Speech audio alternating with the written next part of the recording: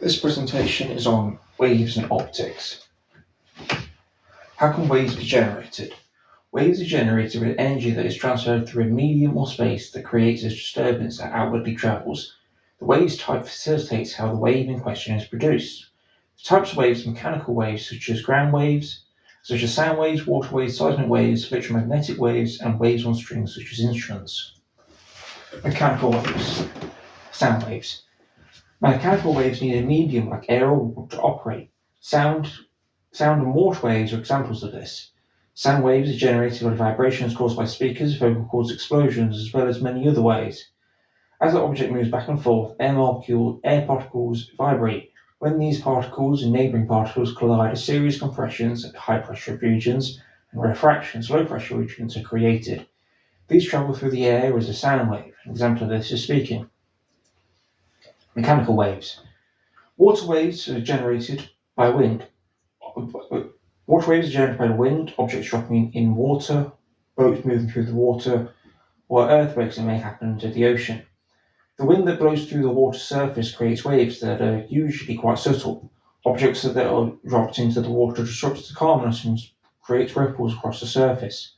Boats that move through the water produce wake waves due to the boat cutting through the body of the water, leading to a cascading wave. Earthquakes and volcanic eruptions that take place underwater create large amounts of energy to be expelled, which then causes large waves known as tsunamis. When the energy is added to water, the particles that make up the water move in circular up and down motions, pushing the energy of the wave across the surface. Seismic waves. Seismic waves are generated when energy is suddenly released onto the earth, usually during an earthquake or something similar. The tectonic plates in the Earth's crust are subjected to large amounts of stress that can eventually slip along a fault line. Sudden movement releases large amounts of energy, which travels through the Earth as a seismic wave. Other causes of seismic waves, such as volcanic eruptions, landslides, explosions, and both natural and man-made, as well as meteoritic impacts. Electromagnetic waves. Electromagnetic waves are generated when electric charge accelerates either by changing their direction or speed. As a charged particle accelerates, this creates a changing electric and magnetic field. Changing fields are produced by each other, and can travel outwards toward or through space. This is called an electromagnetic wave. Waves on strings. Waves on strings are generated where the strings become displaced from their original resting position, then are released or continuously plucked, like for example a guitar or harp. By the plucking of the strings, the potential energy is stored in the stretched strings. When released, the string accelerates back to the original resting position. Due to the tension of the string between being pulled back, this back and forth motion creates a transverse wave that travels along the string. As they're connected on both ends, when the wave reaches one side, it will flip back, making both waves to combine together to form a standing wave. This is longitudinal and transverse waves. Phase difference. Phase difference is the measure of how far apart 2 points are in their cycle of oscillation. If the two parts are at the same stage of motion, this means that the phase difference is 0 degrees. Half cycle is 180 degrees and a quarter cycle is 90 degrees. For a transverse wave, such as one on a string, the particles move perpendicularly to the direction of the travelling wave. If one point is at a crest while the other is at the next crest, this means that there's only one wavelength apart and have a phase difference of 360 degrees. For longitudinal waves, such as sound, particles travel parallel to the direction of the wave. The meaning of the phase difference is the same as with transverse waves. As it tells you is if one particle oscillation leads or lags behind another's, for how much. For example, two particles at the centers of adjacent compressions are one wavelength apart are in phase. The difference between transverse waves and compared to mechanical and electromagnetic waves. Mechanical and electromagnetic waves can be either longitudinal or transverse. As transverse or longitudinal waves are based on the direction that the particles oscillate, mechanical or longitudinal waves are based on whether a medium is needed. Frequency tells you how often an event that continuously happens occurs. It is the number of complete waves or oscillations produced, or those that have passed the point of 1 second. What this means is that a wave with a frequency of 10 Hz will produce 10 complete waves every second. For sound waves, higher frequency means higher pitch that can be anything from a wail to a screech. For electromagnetic waves, a higher frequency means more energy is released. Also, if the frequency increases each second past a point, means more waves are produced. Time period. Time period is the time taken needed for one complete wave, also known as a ciliation. The time period is not just used for waves, but also repeating motion, which is also a ciliation. An example of this is a pendulum swinging back and forth, or a guitar string being when struck. If one wave takes 0.5 seconds to pass a point, then the time period is 0.5 seconds. A short time period means that the waves are being produced quickly, and a large time period means the waves are being produced more slowly. This is an example for a calculation of frequency and time period. How to solve wave problems, the wave speed formula and the frequency and time speed formula. An example of how to find wave speed and frequency. An example of how to find wavelength and frequency from time period. An example of how to find time period from a frequency. Second section is on optics. Optical reflection. Optical reflection is bouncing back of light when it strikes a surface such as a mirror. A mirror works by reflecting light when a light wave hits the mirror they reflected, hence the law of reflection. The law of reflection is as such that the angle of incidence equals the angle of reflection. Example of this is when you look into a mirror and it reflects back into your eyes, and then you can see then an image of yourself. Types of reflection. The types of reflection are regular reflection and diffuse reflection. Regular reflection occurs when on smooth surfaces, such as mirrors. This produces a clear image that is identical to what you're seeing. A diffuse reflection occurs on rough surfaces that scatters light in many directions. An example of this is a sheet of paper. Because even though the paper looks flat and smooth, it is microscopically rough. Incoming light becomes reflected into many different reflections. Refraction. Refraction is when the bending of light, when it passes through one transparent medium, such as air, into glass, to another, the light bends because the speed it travels changes when it enters a different material. This can be seen with a straw and a glass of water bending. Lens and refraction. A lens works by refracting light with either a convex or concave lens. Convex, also known as conversion lens, stick in the middle, allowing it to refract parallel light rays so that they can meet at a focal point. This is used in magnifying glasses, cameras, or microscopes. Concave, also known as diverging lenses, are thinner in the middle, allowing the refraction of light rays causing them to fan out. They're used in glasses for correcting a short sightedness. Snell's law. Snell's law describes how light bends, refracts, when it passes from one medium to another. Remember, angles are always measured from the normal line, which is an imaginary line perpendicular to the surface. Refraction and refraction. These are the things needed. For calculating the refractive index and refractive index of the speed of light, is this. This is for the refractive index and the speed of light. For different wavelengths of light having the same material, slightly different reactive indices. Violet lights are known as short wavelength and will attract more, while red light will also, known as long wavelength, will refract this. This phenomenon is called dispersion. Total internal reflection, or TIR. TIR, or total internal reflection, occurs when light travels in a more optically dense medium reaches the boundary, where less optically dense medium that is reflected back into the original medium. This means that no light is refracted out of the medium. There are two conditions for total internal refraction to take place. The first is that total internal reflection to take place. The first is that the light must travel from a higher index medium to a lower index medium. And secondly, the angle of indices must be greater than the critical angle. The critical angle is the angle of the refraction, which is always exactly 90 degrees. The angle of refractory ray travels along the boundary between the two media. If this angle of indices becomes larger than the critical angle for whatever reason, total internal refraction occurs. Polarization. Polarization is the process of restricting the vibrations of waves so that they can only happen in one plane or direction only.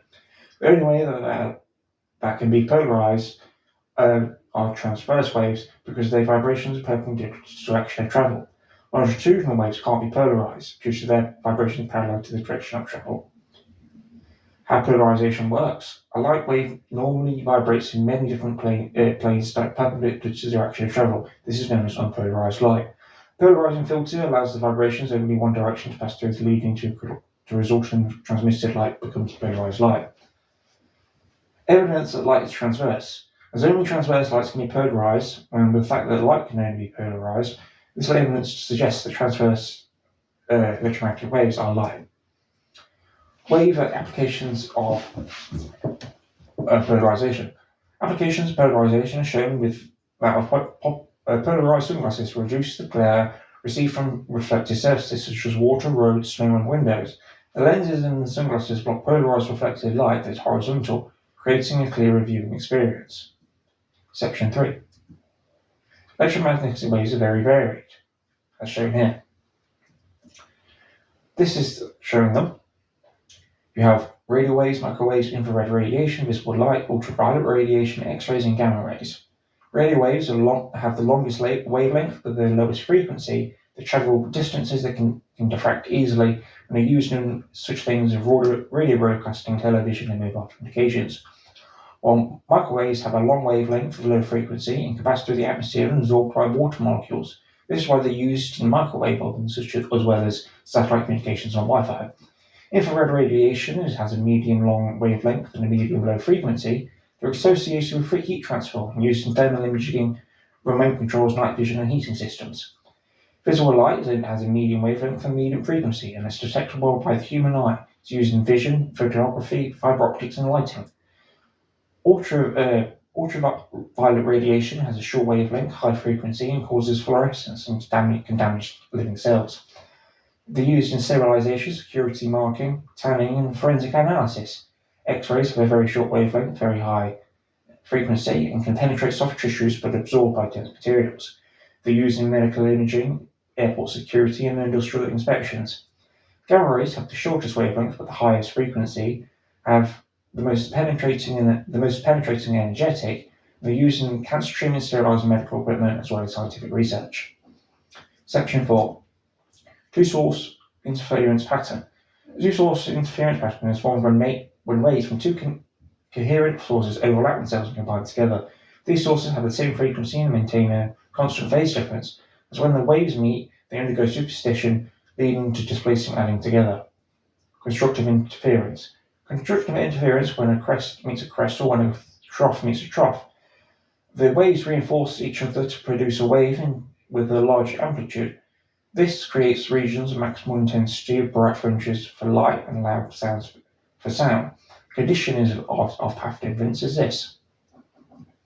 Destructive interference. Destructive interference occurs when a crest meets a trough, leading to waves cancelling each other out to produce a small to zero amplitude. Regions of minimum intensity are created, which are dark fringes for light, quiet regions for sound. Relationship between source separation wavelength and source dimensions. For a clear interference pattern to form, the separation of sources and their dimensions must be related to the wavelength of waves. Source separation. The distance between the two sources should be smaller than the distance to the screening observation point, as if the sources are close together, then the interference fringes become more wavelength spaced. Also, if the sources are further apart, then the fringes will become closer together. For light waves, the fringe spacing is proportional to the wavelength and vice versa, proportional to the source position. Wavelength. The wavelength affects the spacing of interference patterns, with longer wavelengths equals fringes further apart, as well as shorter wavelength equals fringes closer together. Example of this is red light, which has a long wavelength and produces wider fringe spacing in comparison to blue light. Water waves from different wavelengths produce broader interference regions. Dimensions of the sources is the sources must be small in comparison with the wavelength, because small sources have behavior like points, that sources producing well-defined wavefronts, and large sources emit waves from a multitude of different points, causing overlapping patterns that can blur the fringes. If the source dimensions have become too large, then the maximum and minima are now less distinct, which may lead to interference. Pattern lose consistency altogether. Diffraction and two-source interference, transverse and longitudinal waves. Diffraction is the spreading of waves outwards from when they pass through a gap around an obstacle in their way. It occurs for all types of waves, including transverse and longitudinal waves. The amount of diffraction depends on the relationship that happens between the wavelength and the size of the gap. If the gap is much more than the wavelength, little to no diffraction occurs. If the gap is about the same size as the wavelength, a significant amount of diffraction occurs, but if the gap is smaller than the wavelength, then the wave will spread out more greatly. The effects of diffraction and two-source interference with transverse waves. With transverse waves, such as water waves, they can spread out after passing narrow openings, while the light that they bend around the edges, although this effect is usually small due to light having a very short wavelength. The effects of two-source interference on non-transverse waves, such as water and light waves, the regions of constructive and destructive interference produce large amplitudes and small amplitudes respectively. The effects of diffraction and two-source interference on longitudinal waves. Diffraction with longitudinal waves, such as sound waves, spread around corners and through doorways. This is the reason why you can hear someone speaking even though you can't see them. As the saying goes, sound travels. The effect on longitudinal waves, like sound waves, because of the two-source interference. When two-source interference interfere with each other, the constructive interference appears when the compressions meet compressions. Alternatively, destructive interference is when compressions interact with refractions. When analyzing different diffraction data, you must always look at how much of a wave spreading can change within wavelength and gap size. The key principle to remember is that diffraction is at its greatest when the wavelength is similar to the size of the gap or obstacle. As the gap width decreases, diffraction increases, the wave then spreads out more through the gap, and then when the greatest diffraction occurs when the gap is width is closer to the wavelength. Long wavelengths spread out more while the opposite is true for the short wavelengths. The wavelength will remain at a constant 2 centimeters, and as the gap becomes closer to 7 to wavelength will spread out, leading to an increase in diffraction. These are my references. Thank you for listening.